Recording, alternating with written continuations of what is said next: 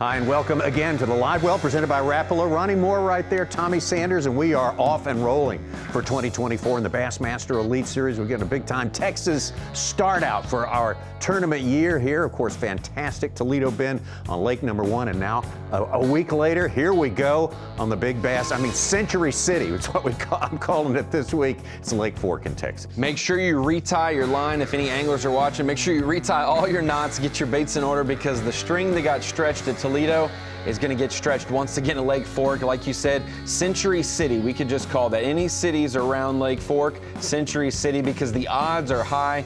We've been there 4 times previously and at least broken the Century Club every time we've been. Yeah, absolutely. 2019, Brandon Cobb, Patrick Walters. Year after that, Lee Livesay twice. That brings us up to 22. And of course, we didn't go in 23. Can't wait to get back there in 24. Yeah, and the one big thing about this lake, that last time we were here, it was a little bit low. They were doing some construction and some repairs on the dam, so the water level was low, and it was fast rising, you know, the weeks leading up to it, trying to get to full pool. It never did. That's why the anglers that you saw in 2022 were fishing in forests, because the water was still low, timber galore, but that is where all the big bass hide. And Tommy, the one thing I love about being here the last few days of February, first few days of March, is we get, honestly, pre-spawn fishing. We normally, when we start in Florida, we're around one of the waves of the spawn, and what dictates if it's the spawn or not is if there's a cold front present, and we're saying, okay, we're negating to pre-spawn now.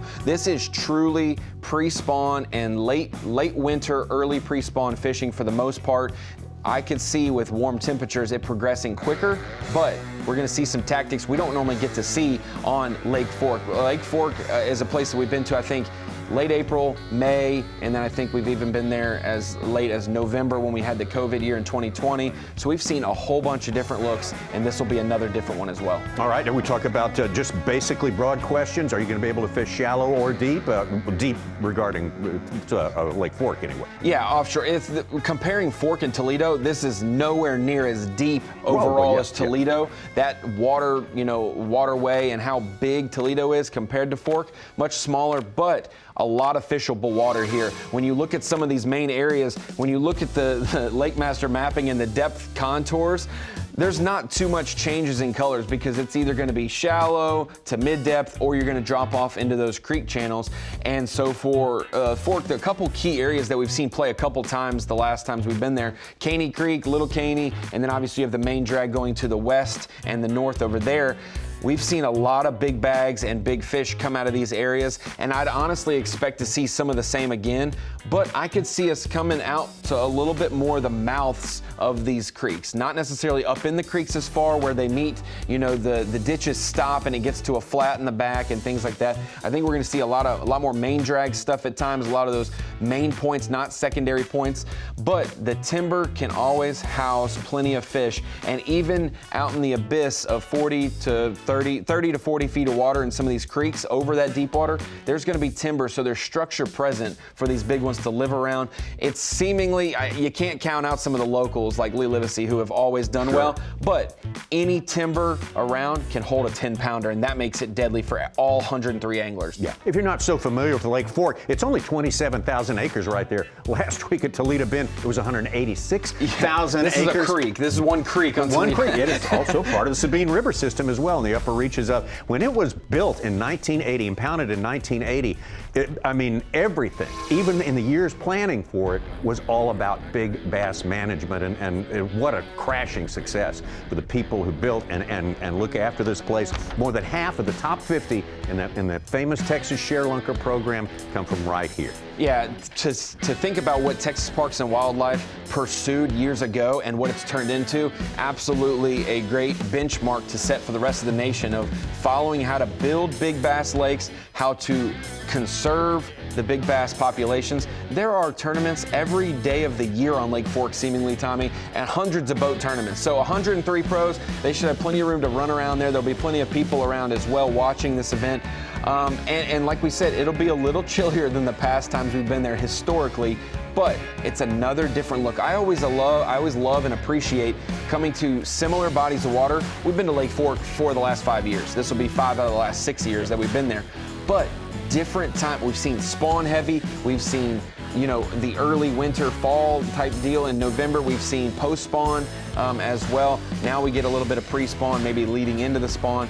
Magic can happen for a lot of these things, but I'd still think it's too early for the spawn, especially being at much more north than Toledo Bend is. Toledo, what's going on? It's like Okeechobee in Florida. When you're down that far south, it's a different deal than northern Florida. Same thing for Texas, South Texas and Louisiana, much different than a couple hundred miles north. All right, with the pre-spawn in mind, what kind of angler is this going to bring in who might not have had a chance to win before, and what kind of approaches, what kind of baits and so forth? Before we say anybody that we think could win for a first time at Fork, we have to say kudos to Lee Livesay for a local angler or someone who has an edge on others to actually come through and win 4-day events. We know how some of the best locals of all time at other lakes haven't been able to pull through and win. For Livesay to win 2 of our 4 Elite Series events there and get top 3 or 4 in the fall one, even though he lost by 30 pounds to Patrick Walters, still in the top 5 3 of the 4 times.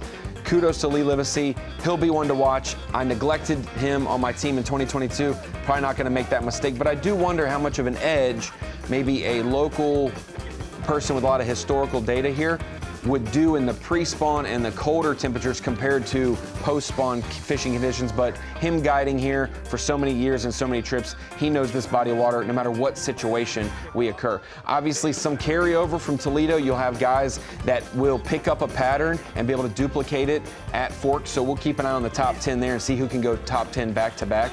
I'll throw out another name, and this is just purely on statistics. Buddy Gross. Keep an eye out for him. The second event of 2020, which was Eufaula, it was June, but it was the second event of the season. He wins it. Then 2 years later, he wins the second event of the season at the Harris Chain. Now 2 years later, does he win the second event, Lake Fork? We will see. He does like power fishing and offshore fishing. That's a good recipe for Lake Fork. We'll see how that goes for him. I'd expect some guys, maybe not split in the top 10, 5 and 5. But maybe 2 or 3 guys are able to do it in less than 7 feet of water and be able to do well in this tournament.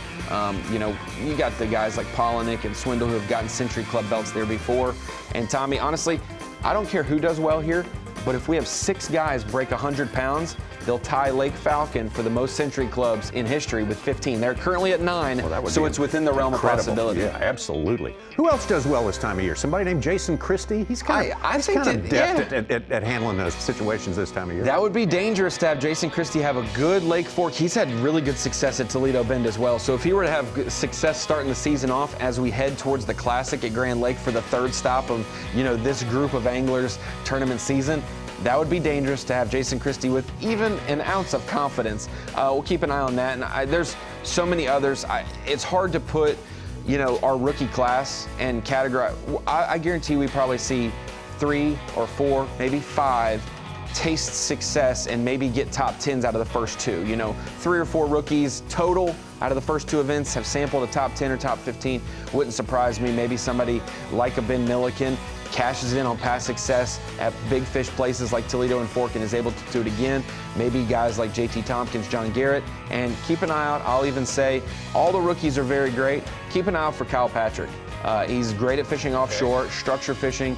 This could be right up his alley as well. And a lot of those guys have been pre-practicing months prior to be able to figure out these new fisheries they haven't been to. I have a hard time also writing out some of our fabulous rookies from the 23 season as well. I mean, a couple of names from that are going to play here, I guarantee. Yeah, Joey Cifuentes, Kioya Fujita, those are just going to book in. Cooper Gallant, he is basically, I'm going to say he's from the southern United States because he has spent his whole offseason down here where it's a little bit warmer than up in Canada. So, yeah, honestly, you go through the whole thing. So you think about a Jordan Lee. How is he going to factor his first year back on the Elite Series? Who knows? He was just a young child when he was here last time, and now he's a grown man with a family. I'd highly expect some success out of Jay Lee early on and often. But Lake Fork, Toledo Bend, you better bring your big stick if you want to show up. Absolutely. AFTCO Bassmaster Elite at Lake Fork, February 29th through March 3rd. See the full coverage here on Bassmaster.com. Of course, Saturday and Sunday on FS1 as well. Thanks for watching the Live Well, presented by Rapala.